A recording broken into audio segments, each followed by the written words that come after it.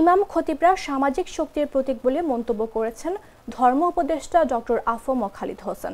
রোববার কুমিল্লা নগরের town hall মাঠে ইমাম খতিব সম্মেলনে তিনি এ মন্তব্য করেন। এ সময় মসজিদে আরবি খুতবা পড়ার আগে মুসল্লিদের সামনে জনবান্ধব বিষয়গুলো তুলে ধরার জন্য ইমামদের প্রতি আহ্বান জানান ধর্ম উপদেষ্টা। খালিদ হোসেন বলেন, আপনারা আসমানের কথা অবশ্যই বলবেন, জমিনের কথাও বলবেন, পাশাপাশি মাদক, যৌতুক, কিশোর গ্যাং, চাঁদাবাজি, ফেসবুকের ইতিবাচক ভূমিকা, জীবন বৈচিত্র্য সংরক্ষণ, সমাজসেবা ও দরিদ্র মানুষের কল্যাণ, এই সমস্ত বিষয়গুলো আপনারা জনগণের কাছে তুলে ধরবেন।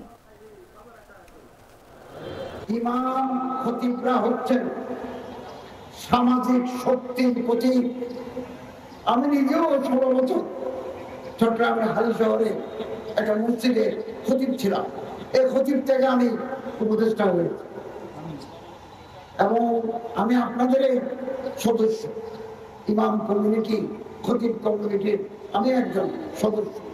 সরকারি কমিটি কর্তৃক পরিচালিত মসজিদগুলোর দায়িত্বশীলদেরকে অনুরোধ করব, আপনারা ইমাম, খতিব, মুয়াজ্জিন, খাদেমদেরকে জাতীয় পে স্কেলের আওতায় সম্মানজনক বেতন, ভাতা, উৎসব ভাতা প্রদান করবেন।